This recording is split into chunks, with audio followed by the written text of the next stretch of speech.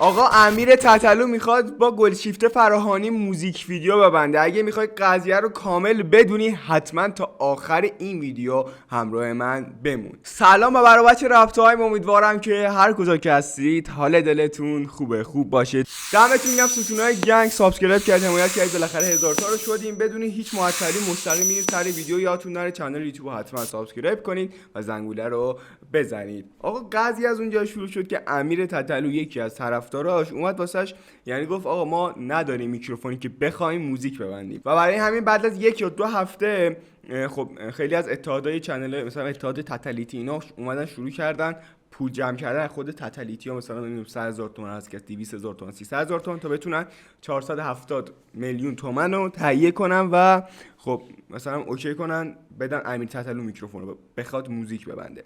اما خب قضیه فرق کرد، یه هوادار پسر پیدا شد اومد کل یعنی میکروفون 500 میلیونی رو یه جا خرید و اومد داد به امیر تتلو. آقا یه مانیتور هم گفته میخوایم و اینا موزیکی نمیبندیم فعلا، یعنی یه مانیتور هم باید هوادارش واسش بخرن تا اون موزیک رو بتونه ببنده که قراره موزیک بهشت 2 بهشت 1 که اومده منتشر شده خیلی وقت اولش میگه تو بگو بهشت کدوم دقیقه همون موزیکه، الان بهشت 2 رو قراره بده بیرون، اونم با همین میکروفونی که تازه واسش خریدن. یعنی یه جوری بود که شرط گذاشته بود تتل اگه این میکروفون نیاد من بهشت 2 رو نمیرم بخونم و یه کار با کیفیت قرار در بیاریم.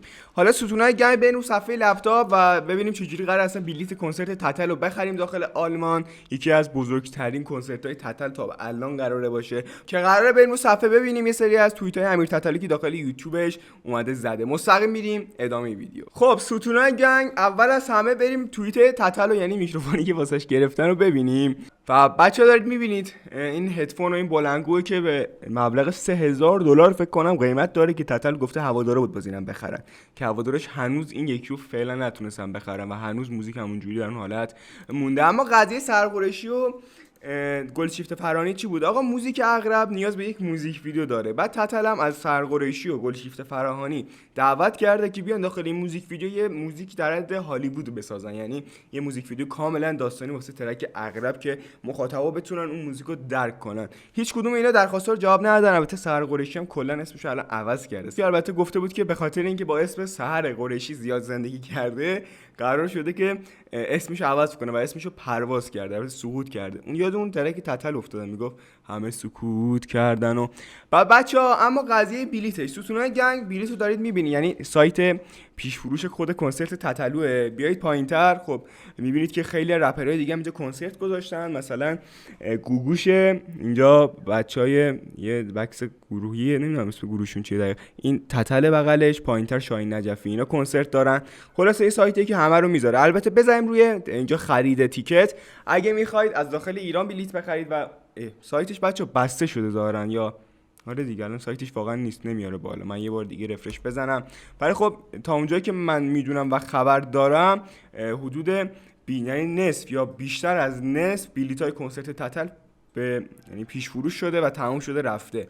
الان هم سایتش کلا بسته شده. من آوردم سایتشون رو بهتون نشون بدم، ولی معلوم نیست شاید خرابی باشه، خرابی موقت سایت باشه، یکی دو ساعت دیگه اوکیشه و برگرده. لینکشو داخل دیسکریپشن واسهتون میزنم، حتما خیلی راحت سوسکی میتونید بیاید برید بزنید روش و بلیت خریداری کنید. اگر هم بچه‌ها میخواید داخل ایران بلیت بخرید و برید اونجا کاری نداره، میتونید اول از همه با شماره‌ای که این رو تصویر زده تماس بگیرید. شماره پایینی فقط مخصوص بلیت‌های VIP، فقط واسه بلیت‌های VIP تماس میتونید بگیرید و قیمت بلیط هم از $59 شروع میشه به بالا.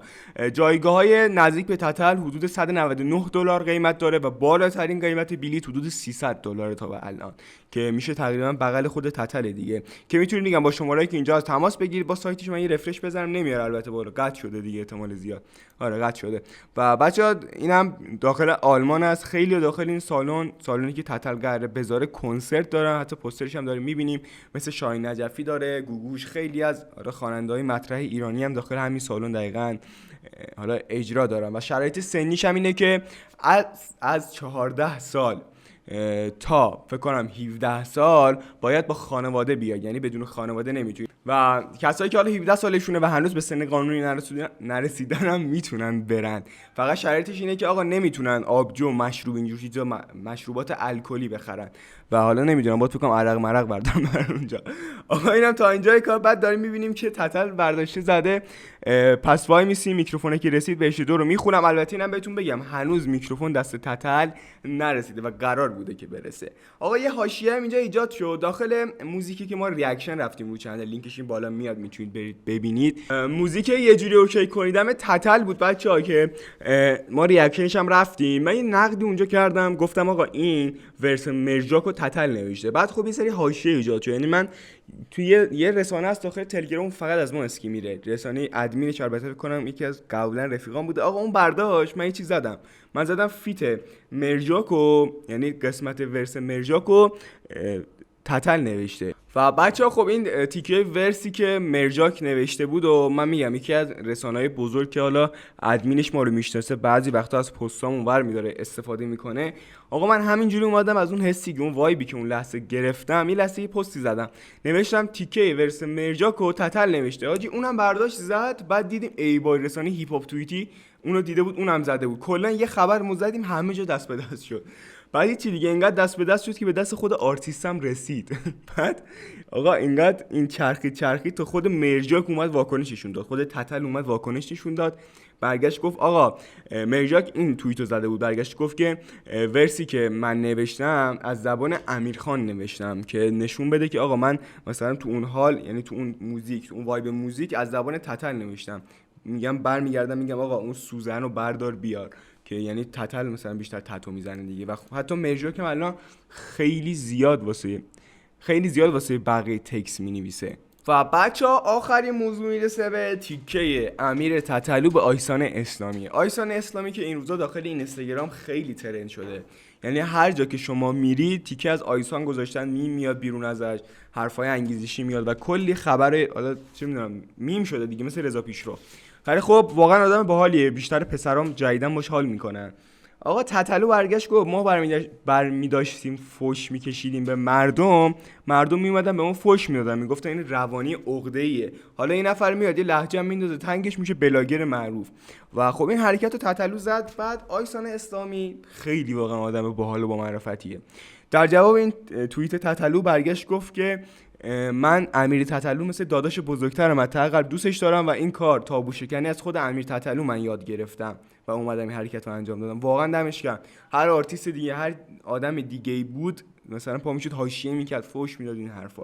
واقعا آدم بزرگیه که نیومد همچین حرکتی رو بزنه. مثلا چند وقت پیش بود دیگه، آقا این راد پرو یعنی منیجر آهنگساز گندم مثلا با تتل به توافق نرسید. تتل برگشت گفت آقا این راد اصلا به درد نمیخوره. بعد گفت من مثل حسن بابا نیستم فوش ننه بهش بدی، من هیچی نگم و اول تا آخرتون میارم پایین.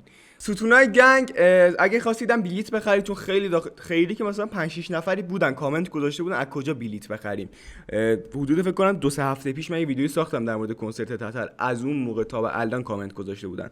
آقا منم الان جوابشون دادم دیگه، میذارم سایت هنوزم واسه من باز نشده، قشنگ بخوام واسهتون بیارم لینک سایت رو میذارم، میتونید برید بخرید. اگه داخل ایران هستید باید برید فکر کنم پی وی دمیرچی داخل دایرکت دمیرچی یا صلاحپور واسه خرید بلیت داخل ایران، یعنی اینجا بخرید برید به تومن میخواید بخرید.